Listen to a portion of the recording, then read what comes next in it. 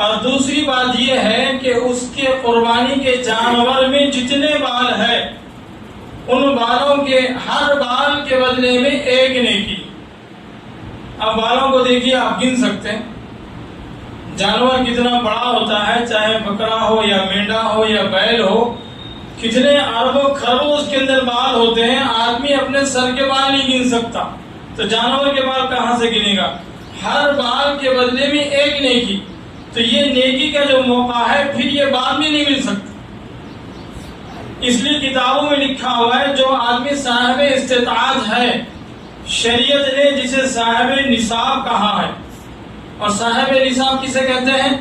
جس آدمی کے پاس 52.5 تولے چاندی یا 7.5 تولے سونا یا اس کی قیمت ہے، ضروریات زندگی سے بڑھ کر کوئی سامان ہے، تو اس کو شریعت نے صاحب نصاب کہا ہے. اب اس کے اوپر قربانی کرنا واجب ہے. لیکن کسی کے پاس اتنا مال تو ہے نہیں، پھر بھی وہ قربانی کرنا چاہتا ہے تو اس کی بھی اجازت ہے، وہ قربانی کر سکتا ہے. کیونکہ اتنے نیکیاں وہ اور دنوں میں نہیں کما سکتا، اس لیے ان نیکیوں کو حاصل کرنے کے لیے آدمی قربانی کر سکتا ہے. لیکن مالدار کے لیے تو قربانی کرنا بہت ضروری ہے. حضرت ابراہیم علیہ السلام کو تو اللہ نے حکم فرمایا تھا کہ اپنے بیٹے کو ذبح کر دو، تو ابراہیم علیہ السلام تو اپنے بیٹے کو ذبح کرنے کے لیے تیار ہو گئے. تو کیا ہم ایک جانور ذبح نہیں کر سکتے؟ الحمدللہ بہت سارے لوگ کرتے بھی ہیں، کرنا بھی چاہیے. اگر حقیقت میں ابراہیم علیہ السلام اپنے بیٹے کو ذبح کر دیتے تو ہر سال ہر مسلمان کے لیے اپنا ایک بیٹا ذبح کرنے کا حکم ہوتا. کتنا مشکل ہو جاتا. آدمی 1000 میں 10,000 خرچہ کر سکتا ہے، 1,00,000 خرچہ کر سکتا ہے، 2,00,000 خرچہ کر سکتا ہے. بعض لوگ کرتے ہیں، جانور لاتے ہیں، کوئی 1,00,000 کا بھی جانور لاتا ہے. رات میں ہمارے فرزند بتا رہے تھے، عبدالعزیز صاحب ہمارے قریب میں رہتے ہیں، گھر کے قریب میں 1,60,000 کا پاڑا لے کر آئے. تو ایسے بھی لوگ ہیں. پیسہ آدمی خرچ کر سکتا ہے 1,00,000-2,00,000 روپے، لیکن جہاں آدمی کے قتل کا، بچے کے قتل کا مسئلہ، قربانی کا کوئی بھی نہیں کرتا تھا، کوئی بھی نہیں کر سکتا تھا. اپنے بیٹے کو ذبح کرنے کا اللہ حکم اگر فرما دیتے تو ناممکن تھا، کون کرتا تھا. لیکن اللہ نے آزمائش تو ابراہیم علیہ السلام کی فرمائی اور ہمارے لیے آسانی فرما دی. آپ تو اپنے بیٹے کو ذبح کرنے کے لیے نیچے لٹا دی. دیکھو اللہ کی آزمائش بھی مکمل ہو گئے، چھری چلانے کے لیے تیار ہو گئے، چھری بھی چلا رہے تھے، بچہ لیٹا ہوا حضرت اسماعیل علیہ السلام، لیکن چھری چلی نہیں. آپ نے غصہ ہو کر چھری سے فرمایا میں چلا رہا ہوں تو کیوں نہیں چلتی؟ چھری کہنے لگی کہ اللہ کا حکم نہیں چلنا، اور آپ کہہ رہے ہیں کہ چلنا چاہیے. آپ چلنے کے لیے کہہ رہے ہیں اور اللہ کہہ رہے ہیں کہ ہرگز نہیں چلنا. آپ کے حکم سے زیادہ مجھے اللہ کا حکم ہے، اس لیے میں نہیں چلتی. بعد میں آپ نے جب چھری چلائی تو حضرت اسماعیل علیہ السلام بازو تھے، جنت سے آیا ہوا دمبا ذبح ہو چکا تھا. روایتوں میں لکھا ہوا ہے کہ وہ جو دمبا آیا تھا،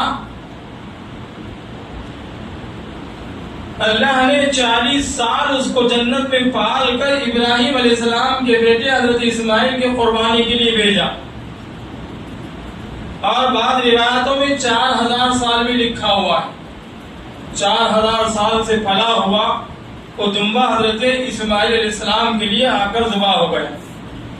تو اس وقت سے اللہ نے مسلمانوں کے لیے جانور کی قربانی واجب کر دی. حقیقت میں ابراہیم علیہ السلام کے بیٹے اسماعیل علیہ السلام ذبح ہوتے اور وہی حکم اگر لاگو ہوتا تو کتنی پریشانی کی بات، کتنا مشکل یہ عمل تھا. اللہ نے ابراہیم علیہ السلام کی آزمائش فرمائی. یوں تو اللہ نے ابراہیم علیہ السلام کو بہت آزمایا. ایک موقع آیا، آپ کو آگ میں ڈالا جا رہا تھا، آپ خوشی سے تیار ہو گئے، یہ میرا امتحان ہے. آگ میں ڈالنے کے لیے نمرود کے زمانے میں جب نمرود بادشاہ تھا، آپ کو آگ میں ڈالا گیا. اور آگ بھی کیسی؟ آج کل کی دنیا کی آگ کی طرح نہیں.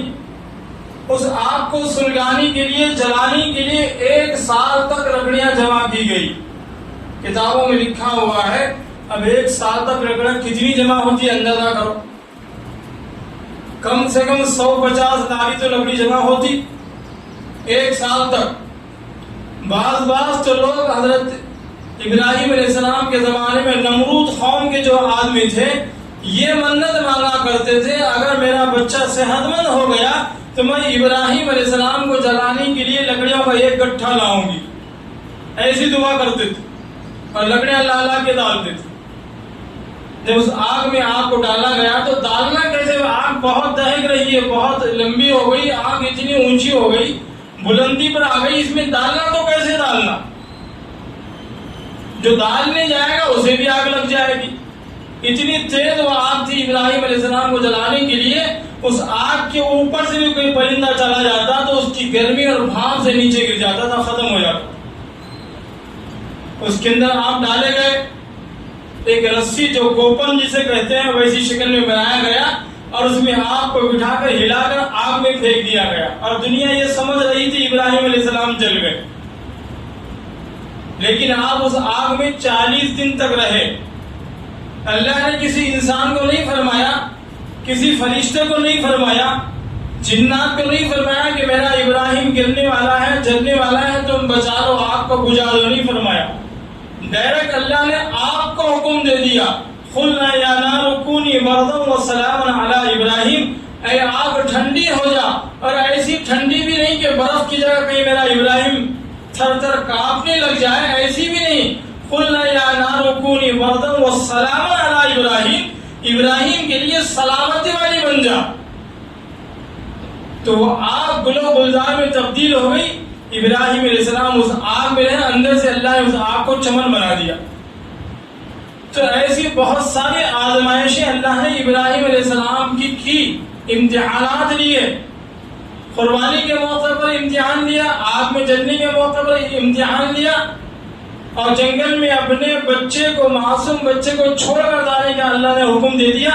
تو حضرت ہاجرہ کے ساتھ چھوٹے معصوم بچے کو مینا کے میدان میں سلا دیے، صفا اور مروہ کے درمیان میں سلا کر چلے گئے۔ اب پلٹ کے دیکھنے کے لیے تیار نہیں، امتحان ہو رہا۔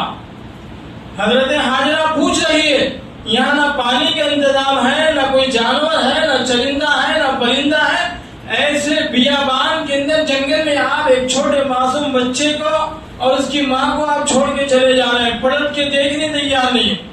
حضرت ہاجرہ نے پیچھے سے آواز دے کر پوچھا، کیا یہ اللہ کا حکم ہے؟ آپ ہماری طرف مڑ کے بھی نہیں دیکھ رہے، خالی چھوڑ دیا اور چلے جا رہے ہیں۔ تو اللہ کے نبی نے اشارہ کر دیا، منڈی ہلا دیا، ہاں یہ اللہ کا حکم ہے، اس لیے میں چھوڑ کے جا رہا ہوں۔ تو حضرت ہاجرہ نے فرمایا، جب اللہ کا حکم ہے تو چلے جاؤ، اللہ ہمیں ضائع نہیں کرے گا۔ کوئی جانور نہیں، کوئی پرندہ نہیں، کوئی پانی نہیں، کچھ نہیں۔ ایسے مقام پہ ابراہیم علیہ السلام نے اپنے لخت جگر کو چھوڑ کر نکل گئے۔ اس امتحان کے اندر بھی وہ کامیاب ہوئی، اور اللہ نے وہیں سے آپ کے پیروں سے پانی نکالا، جس کو زمزم کہتے ہیں۔ ان تمام آزمائشوں کا صلہ بھی تو ہونا چاہیے نا۔ آدمی جب آزمائش میں پورا اتر جاتا ہے تو دنیا کے اندر بھی اسے انعامات دیے جاتے ہیں، ایوارڈ دیا جاتا ہے۔ تو اللہ نے اتنی آزمائشیں آپ کی تو اللہ نے انعام کے طور پہ آپ کی نسل میں اللہ نے نبیوں کو پیدا کر دیا۔